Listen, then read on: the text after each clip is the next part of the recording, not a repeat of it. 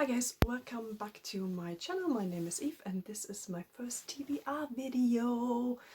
Yeah, I never did that actually because I thought, okay, in the wrap-ups you will see the books that I read in the month, and I thought it's like, you don't want to see that.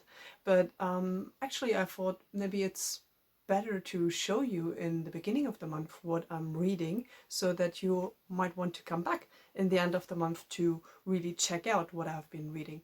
And actually TBR videos, they are the videos that I watch most on BookTube as well, so I thought like, why not do it myself? And here we are. So let's start with the two books that are carryovers from May. I'm still reading them and I think I will be wrapping them up very early in May. So in the wrap up in the end of the month, there will be loads of books, I guess more than the usual four that I am reading. So let's see with the non-fiction book that I'm reading, that I have been reading already since April. I'm slow and I'm so happy that it's over soon, but it's a good book. So it's Nia Oliver's A History of Scotland, which I really enjoyed so far, and as you can see I'm almost done. And yeah, I did it because I want to go to Scotland this year on my holidays, which I actually wanted to do already last year, but because of the pandemic I had to cancel everything. So I did my homework. I wanted to be prepared. The second one is Stacey Lee's The Downstairs Girl. So this is a book about Jo, who is Chinese, and she is living in America in the 1870s, working as a lady's maid. And she is also writing, of course in secret, a column in a newspaper, like an advice column. And yeah, we have, this is a bit like, in a way a bit like Bridgerton, but I think it's more, it has a more serious background because we have the suffragette movement in Atlanta as well at that time. So I'm very interested how this is going to turn out.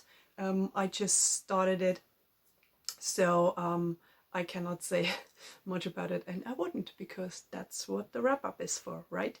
So the June books on my TBR are very exciting for me because I have been waiting for some of them quite a while to read them.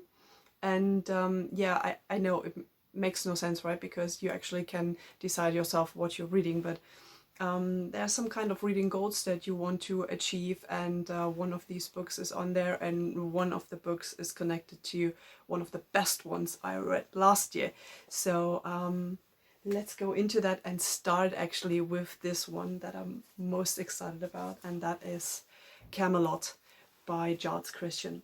So as you can see from the title, this is dealing with the King Arthur legend, and I have been reading Lancelot last year, about the most famous knight of the Round Table, and I loved it. It was I think one of the best 5 books that I read last year, and this one follows his son Galahad, and how, so to say, he plays a role in the story after Arthur and Lancelot are dead.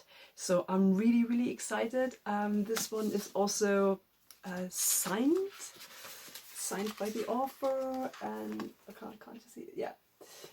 I got it directly for Christmas from his web shop, and I have been wanting to read this for a long time, and now June is the month that I will be doing it. Next up, we have the second installment in the Winter Night trilogy, which is The Girl in the Tower by Catherine Arden. The Bear and the Nightingale I read in April, and it is one of the best books I have read this year. Probably the best book. It got 5 stars from me, and it would have gone 10 stars. If I had the possibility to give 10 stars, I would have. So This, of course, I cannot say anything about that. I can only say that the girl and the Bear and the Nightingale, the Bear and the Nightingale, follows Vasya in historical Russia.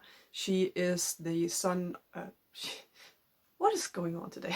She is the daughter of a boyar in the countryside, and she can talk to spirits. And we actually have the whole tale of the religion that they had, so to say, the faith and the mythologies that they followed at that time, and Christianity coming into the country, and they clash, so to say. It's also like the time before the witch hunt, and Vasya is seen as a witch, of course, because she can speak to the spirits, and she's caring very much about nature and the old ways. I loved it. You have to read it. And this is the second book. I have heard only incredible things about it. I've heard it's even getting better, which I can't even imagine. I don't know how it could be getting better. But I will find out soon. One of the previous videos that I have been uploading was my 10 books that I still want to read in 2021. And one of these books is Silvia Moreno Garcia's Mexican Gothic.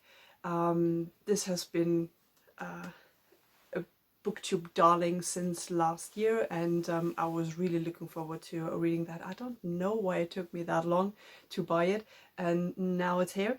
And I guess this is it is a Gothic story. It's probably a vampire story. I don't know exactly, but we follow our protagonist here, who gets a letter from her cousin. Her cousin recently got married to an Englishman and lives in his mansion in the countryside, and it seems like something is wrong with her. She probably thinks that she is haunted, or that she will be killed, or something like that. And our protagonist wants to find out what's going on. So I'm really, really excited to read that, and now we are there. And the last book that I will be reading probably earlier in the month is Tessa Grattan's Strange Grace. This is the body read that I'm doing with my friend Claudia of Knits for the Soul. And I actually stumbled over this because I bought Lady Hotspur by Tessa Grattan. Tessa Grattan is the author of The Queens of Innislear, which was one of the best books that I read last year. And I just wanted to check out other stuff from her, because I had been seeing them, some of the books mentioned in another booktuber's video, and this is what I found on Amazon, and it was actually so interesting. I bought it right away, and I also bought it for Claudia, so she cannot run away. She has to read it with me. So this is about seems like a pact that a village made with the devil, and they always have to sacrifice a man to the devil, so that he's not bringing the apocalypse or destroying the village, or what have you. And we also have the love story here between the devil and the witch, and I'm so excited to see how that is actually connected to each other.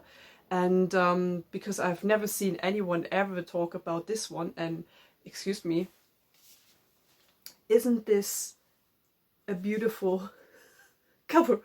It's just like, if this was a cover by, it would be the best cover by ever.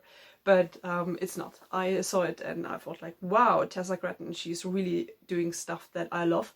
And I'm so excited about this. So I can't wait. Our buddy read, there will be a full chat about this in the end of the month. And yeah.